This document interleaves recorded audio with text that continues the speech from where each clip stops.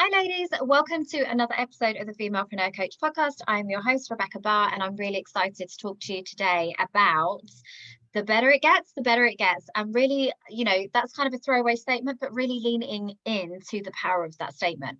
So this was something that came up for me. And I always say with things like money mindset and life in general, obviously I started as a life coach, before a business coach, before a mindset coach, before a money coach, there's always that dance between how our reality is a projection of our internal belief system. So if things are feeling hard, then it's chances are we're the ones that are making it hard. And I had this come up for me, and also with personal development and all the things, and any sort of growth, spiritual growth, financial growth, mindset growth, all of the things, like the work is never done. You are never one and done, no matter what anybody tells you. And I'm a hypnotherapist and I work with deep subconscious work and all the things. But the reality is, like, every scenario, every situation is going to create a new something that needs to be navigated. And it's even for me, like, I'm not done. The only difference for me now versus where I was 7 years ago is that I've got the tools and the resources to recognize when I am in almost like a pattern of self-sabotage, or in where I'm playing small, or where I'm not really going all in or all out on what it is that I want. And then I can course correct very quickly, and I can take back my power from that situation. So the reason that I kind of even landed on this as a topic for my podcast was because I caught myself in that moment, right? Anybody that's been watching my growth as a business coach, or as a Wealth Activator, all of the things, has probably seen my rapid growth over the last 18 months. Like, it's been insane. The things that I've been involved in, the women that are now part of my network, the opportunities that I've had, the events that I've created, the success that I've had, the projects that are upcoming, like the press, the exposure, the visibility, all of the things has been a lot, and it has gone from strength to strength, and it's got better and better and better. And I've been to LA, and I'm going to Florida later this year. I'm going to be interviewed by Fox News, which is super exciting. And it's been amazing. But prior to that, things weren't that way, and they haven't been that way for a long time in my life. And I've had this continual, it's something that I talk about when I talk about my money mindset journey, where I've had the feast and famine cycles in my life. And it's always interesting to me, and I'll obviously go into why that is, and because essentially everything stems back from childhood. But even when I think I've done the work, little things will come up. So for me recently, I attended a beautiful luxury dinner with my mentor in London that was just the most incredible experience. And I think I came off the back of just like a few weeks of I think I went to Brighton, just a lot of events and little things and stuff that I've been doing that were kind of outside of the norm, that just meant that things were getting better and better and more exciting. And, like, I've got a holiday next week with the kids, and that has been, really, really exciting. I'm taking my sister away, which feels really amazing, and just a lot of full circle moments for me. I won a big contract for one of my other businesses that was worth like £500,000. I attended a beautiful brunch the other day with another business bestie who was in Brighton, and I was saying, like, it was another full circle moment for me, because as I was traveling down in the car, I realized I went past we used to call them yards. So I used to work in telecoms, used to be field based, cover the whole of the south of the country, from Wales to East Anglia to Devon to whatever is down in that corner. No idea, my geography is terrible. But I used to basically just be constantly traveling, constantly away from the kids, early mornings, late nights. And I remember one time driving down to Brighton to go to work, and just feeling like just really heartbroken that I'd left the kids and didn't know what time I was going to get back. It was like an absolute nightmare, because it meant I had to go home on the M25, and I was just like, just really sad. And I remember listening to so one thing I used to do, though, just intuitively, before I even knew about personal development or any of the things, is I would always really utilize that time in the car, before I even knew about manifestation and all the things. But I would like visualize, and I've learned since that I'm a specific manifester. with my human design chart.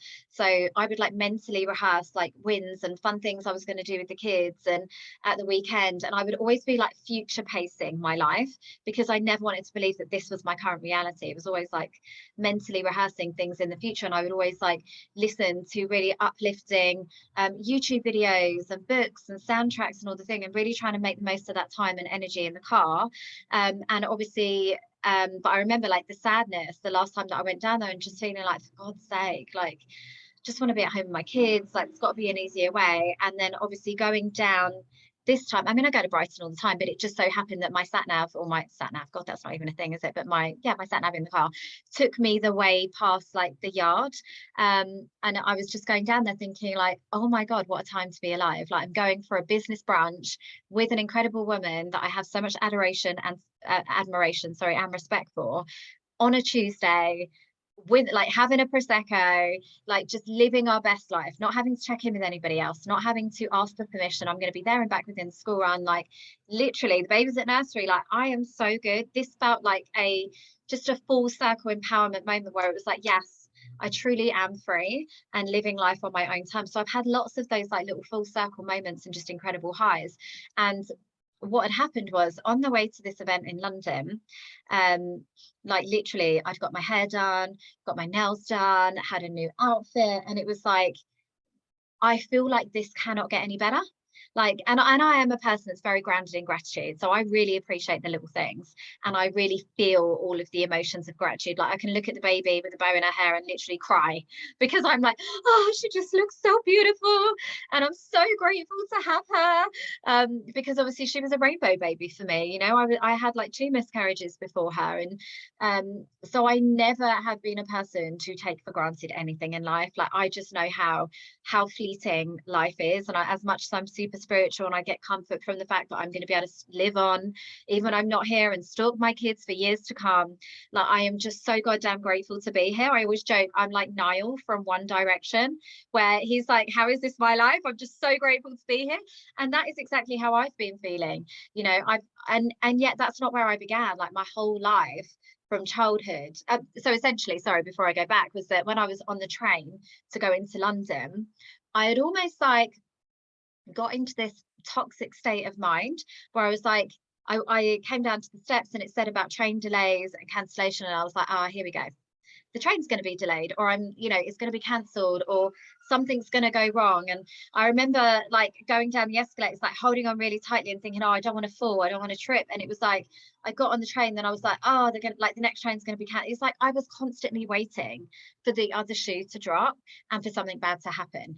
Because it was like, this is just how it goes for me. Like, good things happen, yes, but they don't last, and then bad things come instead. And it's almost like a punishment for expecting too much. And genuinely, I say this now and I'm like, I'm heartbroken that that's how I felt my whole life.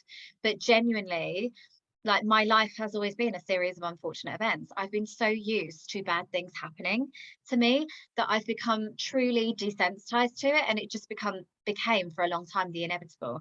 Even at a place where I remember, and people would reaffirm this belief. They'd be like, yeah, oh my God, like, your life, like, you literally couldn't write it in a book. Nobody would believe it happened. Or they would be like, yeah, you must just be so unlucky. Like, and people would affirm this belief around me that I just had this really unfortunate series of cards that were dealt for me right back from early childhood. When my dad passed when I was young, I had like horrible stepdad. I had like awful things happen to me when I was young. Me and my mum and my sister were made homeless. Like, our finances were very much like extreme highs, extreme lows. I bounced around from family. I didn't live with my mum from when I was like 14. I lived out like completely independently from like 16, 17, had my own mortgage at 18, like had a marriage that didn't work out, like lots of horrible like things that happened with guys and stuff around, like, just my whole life. And just couldn't write this shit. So I realized as I was going down the train, and I was so worried that I was going to fall over or something bad was happening, or I'm not going to find it, and I really caught myself in the moment. And it's like I had to do that work, that inner child healing, for my like 7-year-old self that had just had the shittest time up till that point, and just be like, it's okay, you're safe, like, you're okay. it gets to be good. And I'd even like Googled shamans and actually looked at shamans to see if I had a curse on me or my family line, because it was just, you couldn't write it, like, genuinely. And I've got a bit of a morbid sense of humor about some of the things that happened to me because it's a coping mechanism. And I remember saying this with a client who's also like an empowerment coach, and I was like, I've realized a lot of the aspects of my personality are actually trauma responses. And she's like, yes. And that's the thing, the work is never done. Like, now as I stand here today, I know that things don't have to be that way, and you know, what goes up doesn't have to come down, and actually it does get better and better and better. But I was thinking to myself, like, I can't be the only one. You know, we're living in such unprecedented times. You know, there's no end of opportunity right now for women particularly, but also anybody that wants that life of freedom. And yet everybody wants to tell us that the sky is falling. Everybody wants to tell us to be cautious, to be safe, don't think too big, nobody's buying, oh, there's a recession coming in. Like, it's just that constant doomsday messaging, and the sky is falling, don't expect too much, stay humble, like, stay safe, stay small. And that is just the narrative, isn't it? You know, like, there's no like, oh yeah, you got this, girl, like, it gets to be better every time. So I just wanted to kind of share that quite vulnerably, actually, about how I had managed to kind of like bring myself back round to a place of tapping into that full abundance, because genuinely your past does not define your future in any way. But what will, oh my god, I'm choking. But what will happen is, you know, your brain likes to lie to you. Your brain's a liar. It's all with the good intentions of trying to keep you safe. This is the thing. And essentially what happens is, you know, our brain's primary directive when we come into this world is to essentially keep us safe, keep us going for as long as we possibly can in this world. You know, have babies, stay safe, don't get eaten by tigers, stay within your tribe and your community and the people that like you, because that represents safety. And it's all of those things just to ensure survival of the species. At no point did it, you know, wonder if we were fulfilled, happy, or any of the things. It just wanted to keep us safe. And that's essentially what will happen. So we'll always have that internal mechanism of, this is, you know, energy saving. Every time we try and do something new, something exciting, something that we haven't done before, our brain will automatically want to rein us back in, because not only is it, well, we don't know what's going to happen if you do that thing. If you go live on Instagram, or if you really put yourself out there, like, we don't know, something negative could happen. Somebody could judge you, God forbid. Somebody could be mean to you, and that means that people don't like you. That means you're not safe. So let's not do that thing. Let's stay over here and procrastinate for a little bit more. Like, that's the constant dialogue that's going on unconsciously in your brain in order to keep you safe. But also, when you go and do something that you haven't done before, also, girl, that's tiring. That's using up extra energy that your brain does not want to use, because it's trying to send all of your energy to your main bodily functions and organs. And we forget that as well. We are inherently lazy creatures that just want to stay in a state of homeostasis, just want to stay where it's familiar. And that's why we recycle like 95% of our thoughts throughout a day will be exactly the same as the day before. That's why we create habits, because every time we have to do something new, every time we have to create neural network pathways in our brain and take different actions and create different beliefs, like, that's exhausting. Our brain is like, what are you doing? We should just stay, even if it's toxic, where everything is familiar. Because even if something bad happens and it's not good for our ultimate happiness, like, at least it's the better the devil you know, right? Like, we know what's going to happen, even if it means like that guy is going to be awful, because also we get addicted to the stress hormones as well. That's the thing. Every time, you know, and that's a whole nother podcast episode in itself, how we can also become addicted to the struggle and addicted to the hustle and addicted to the negative toxic patterns.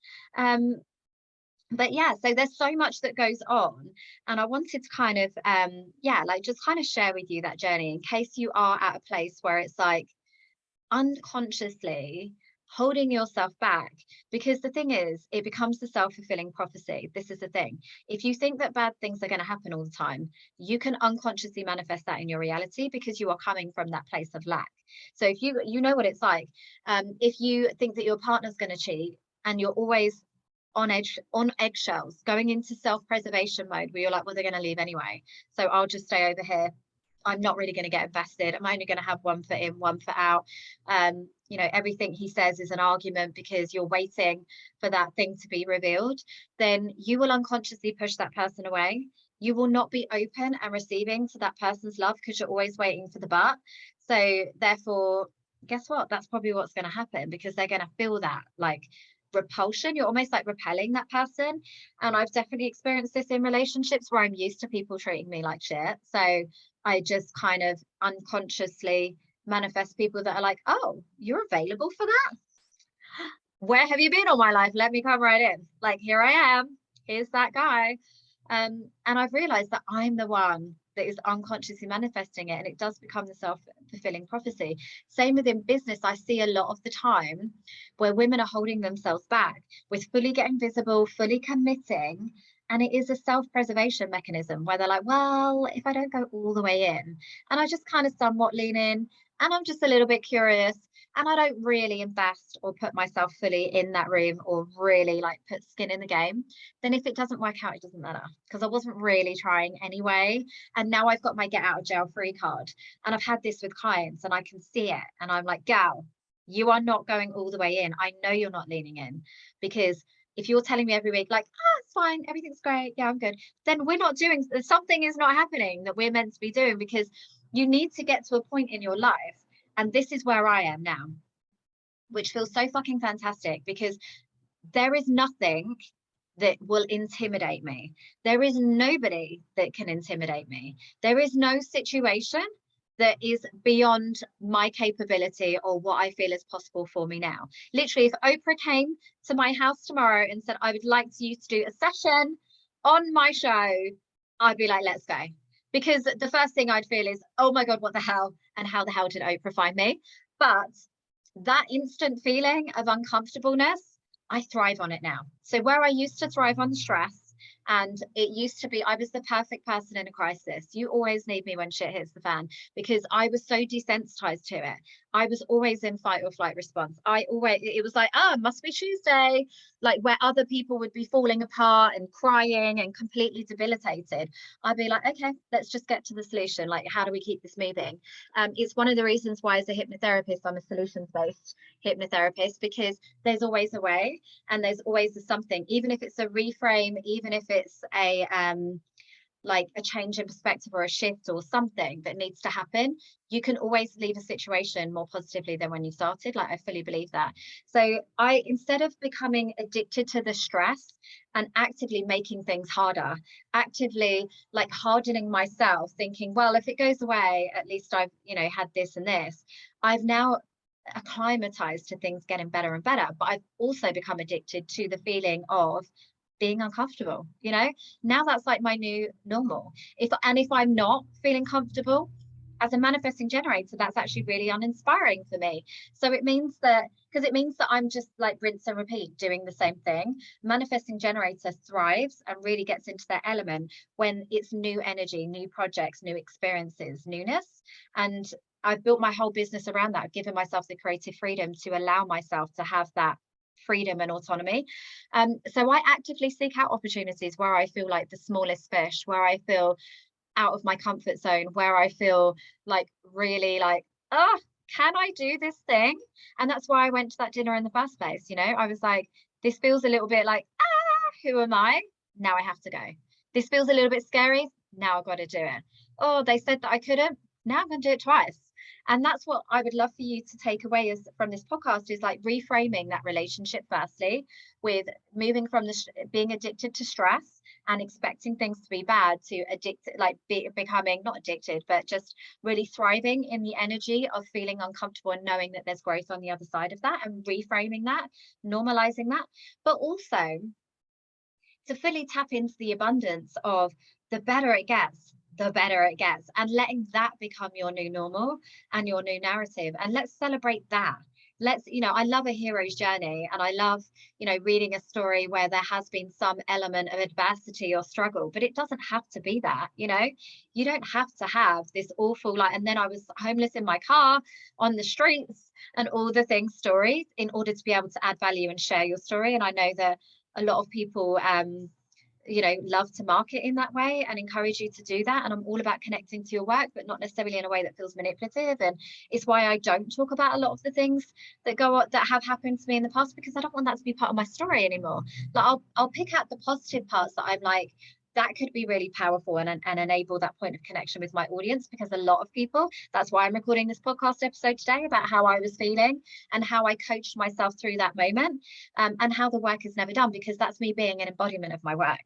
That's me sharing that I'm not sitting here like Jesus on a pedestal, healed like Beyonce. I'm just the same as everybody else, but the only difference is I've now got the tools and the awareness to move myself very bloody quickly back to a state of overflow. And the better it gets, the better it gets, because I've got those tools and I've been on that journey, and I've got radical self-awareness, which I always think is the number one skill that you need to develop as a woman, as a being, whatever it is. But I think for me, it's just about reframing all of these things. So, and equally setting yourself up for success. So what I have done in order to get from A to B, i.e. no longer unconsciously manifesting crap things happening to me, the kind of steps that I took was definitely, like, when I read the law of attraction, when I understood energy work and manifestation, and really immersed myself in that spiritual world and surrounding myself with the people that were the embodiment of that work, not just somebody that had read the book, I really absorbed at such a deep level. But also when I became a hypnotherapist, when I understood NLP, it's like your brain is always looking for confirmation of your beliefs. So if you have a belief that everything is always going to be crap because it's always been crap, and we've got so much evidence up to this point that says that everything's going to be crap, you are unconsciously, your brain's got a negativity bias. It's going to be inadvertently, unconsciously engineering situations to confirm that belief, because it wants to keep us safe, and it loves, safety is the familiar. So it's recognizing that and understanding that this is more than going from, a place of toxic positivity where it's like, I just think positive thoughts, like, girl, that's never going to work. It's about like taking yourself through the motions and acclimatizing to the better it gets, the better it gets. It's the same with money. If you can't receive money, then obviously you'll never receive money. That's why I work with money blocks and shadows with my clients on their human design. But equally, if you cannot hold on to money, that's the thing that most money mindset coaches don't tell you about. They can tell you how to manifest it, amazing, but if you aren't willing, able, or comfortable with holding on to it, which is where I was for so long on my journey, where it's like I could manifest money because I did the work, I was a bloody grafter and I did all the things, but holding on to it felt so uncomfortable. I would self-sabotage and give it away. If you can't learn that part, it's why 70% of lottery winners lose their money very quickly. Then it will just continue in this up down feast and famine cycles. So how I took myself through that process was essentially, once I realized all that work with how I was unconsciously engineering these bad things to happen to me, whether it be having shitty boundaries or just the self-fulfilling prophecy where I was like energetically willing it to happen because it was more familiar, I decided, and I was like, I'm not available for that anymore. And we don't realize how much power we have when we decide that we are ready for change. That is the thing. Like, we really love to negate the power, the personal power that we have, and the activations that can happen when we decide we have had enough and we are ready for change. So there's that power of decision. Then I obviously started to play with the concept of what does better look like. So it was like really leaning into gratitude and having gratitude for the full range of things, whether it was like, oh, just had a really great school run with the kids, nobody was fighting, didn't lose anybody, like the baby didn't kick off, she stayed in her pushchair the whole time.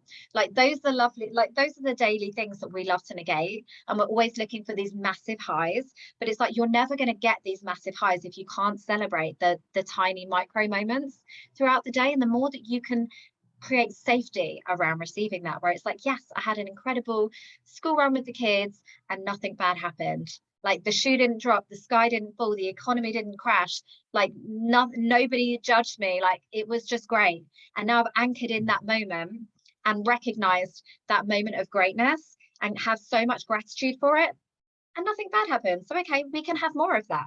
And the universe will be like, wow, okay, let's send you more good things to be grateful of. And it's the same with money. Once you start, once you recognize those self-sabotaging patterns with money, and you can say, like, I'm ready for more, I'm ready for overflow. Look, I've got £10. I've done the right thing. I haven't unconsciously spent it. I haven't self-sabotaged. I haven't given it away. I haven't recklessly spent it. I haven't done any of the things. I'm safe with £10. What else you got? The universe will be like, okay, I see you with your £10. Let me give you another £10 and see what happens then. And it's about that constant recalibration of what feels good, and really like reacclimatizing to the better it gets, the better it gets. Like, nothing bad happened. Let's keep it going. And every day I set the intention in the morning, I'm going to make money in my business today, because for a long time I bought into the paradigm that you only make money around launches, you only make the money, like it was almost like you didn't really have any control over when it comes. You just got to be grateful for it coming in.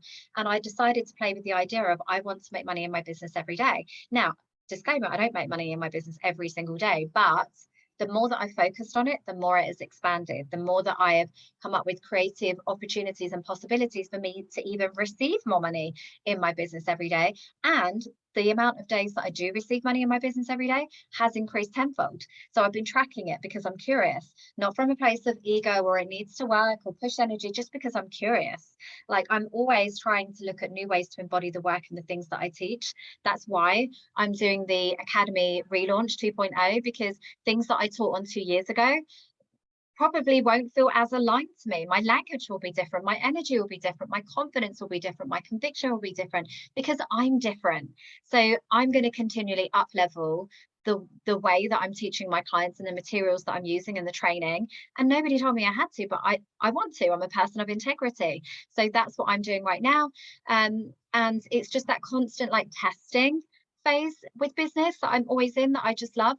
So that's kind of the process. And then it is cultivating that radical self-awareness when you're in those moments of taking yourself out of alignment from what it is that you want. I.e., when I'm on a train thinking I'm going to trip, I'm going to lose, like something's going to happen, like I'm going to forget like where I'm going, I'm not going to be able to find it. Like, when I was in that moment, and also this is the thing, when you're with human design, when you've got open energy centers, it could be that I was picking up on other energy around people around me. I've got a lot of open centers, which means that I'm an empath anyway, but I pick up other people's energy in those areas. So it could have been that it was very busy, it was very hectic, everybody looked stressed, everybody looked panicked. So I was maybe unconsciously absorbing the energy of everybody around me. But rather than stay in that state and then inadvertently end up manifesting something, I obviously made the decision to talk myself down and do that inner child healing, where it's like, it's okay, I'm safe. It gets to continue to get better, because it does, because I'm worthy, and because you're worthy, and because you do. And there's no like somebody in the sky with a scoreboard that's like, you can have one good thing today and then we have to offset that with something bad. Even though everything will always tell you, like the media, the social media and all the things will tell you that you can't have it all, you actually can. And the reality is, we are living in the most abundant time ever. There has never been so many opportunities for us as women to truly reclaim our power and live life on our own terms. And I want to be that voice that is just the difference, the alternative voice to the popular narrative that things, you've got to pay the piper, and things are too good to be true, and all of the things. So I hope you've enjoyed this episode, and it's maybe planted some seeds of awareness of where you could be unconsciously capping your success and your happiness, because you're like, well, it only gets to be this good until I get to this level, and then it gets to be that good. The reality is, there is no when this happens, that happens. It can just happen today. And because you are worthy, because it is possible, because we are living in the most abundant time, and because the better it gets, the better it gets. So I hope you've enjoyed this episode. I've really enjoyed sharing this with you. And yeah, let me know in the comments. I will circle back on Facebook if there's any questions, or YouTube. And I hope that you have a fantastic day. Don't forget to subscribe and leave me a review so that I can support more women and share my message.